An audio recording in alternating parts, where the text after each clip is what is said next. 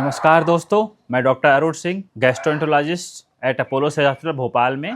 तो आज हम बात करेंगे जो कब्ज की परेशानी जो होती है, कब्ज जैसे कॉन्स्टिपेशन हो गया, उसमें जो नॉर्मल जांचों के अलावा जैसे हमने ब्लड टेस्ट कर लिया, थायराइड है, कैल्शियम है, किसी को शुगर तो नहीं है।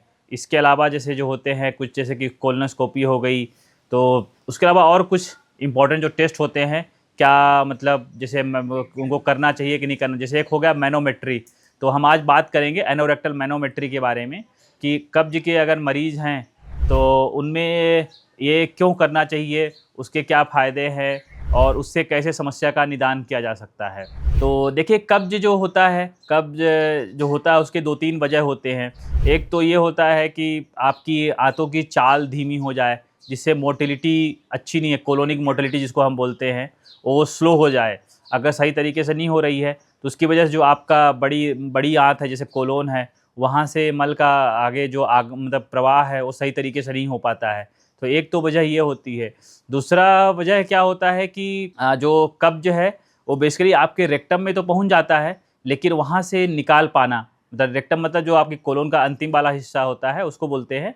तो जो वहाँ रेक्टम है उसके बाद जो एनल कैनाल है उससे बाहर निकाल पाना, वो सही तरीके से नहीं निकाल पाते हैं। उस वो एक वजह होता है जिसको हम बोलते हैं अंग्रेजी में, हमारी भाषा में जो है पेल्विक फ्लोर डिस्सिनर्जिया बोलते हैं। इसका मतलब क्या होता है कि आप उसको ऐसा समझिए कि जो कब्ज करने के लिए नॉर्मल जो प्रोसेस होता है उसमें एक होता है कि जो आपका रेक्टम है जहाँ पर मल स्टोर होता है, वहाँ वहाँ का प्रेशर बढ़ना चाहिए।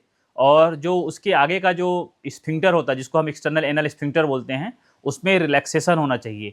ये एक नॉर्मल प्रोसेस है किसी भी आदमी को पास करने के लिए। अगर इसमें अब नॉर्मलिटी होती है तो उसको हम पेल्विक फ्लोर डिस्सिनर्जिया बोलते हैं।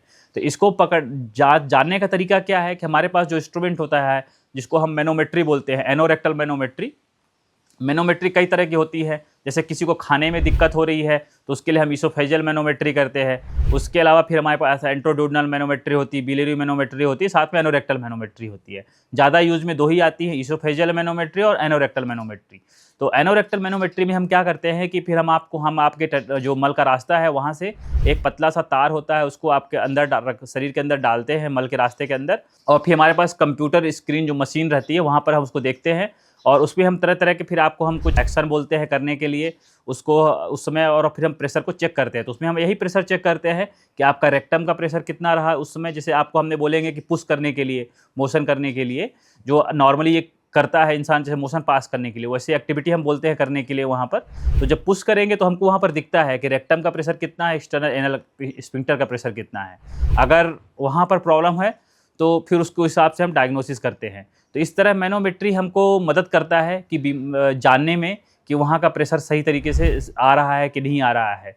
और फिर अगर वहाँ पर डिफेक्ट होती है तो उसका इलाज भी उसी मशीन के थ्रू होता है जिसको हम बायो फीडबैक बोलते हैं। उसमें एक ट्रेनिंग एक्सरसाइज होती है जिसके थ्रू क्या होता है कि हम आपको कुछ इंस्ट्रक्शन देते हैं, 3-4 सेशन होता है और उससे काफ़ी राहत मिलती है। तो इस तरह पेल्विक फ्लोर डिस्सिनर्जिया वाला जो कब्ज होता है, कॉन्स्टिपेशन है, जो मतलब पेल्विक फ्लोर डिस्सिनर्जिया रिलेटेड जो कॉन्स्टिपेशन है, उसमें मैनोमेट्री का काफ़ी महत्वपूर्ण रोल है। तो धन्यवाद दोस्तों। अगर आपको ये वीडियो पसंद आया हो तो इसको लाइक शेयर सब्सक्राइब जरूर करें।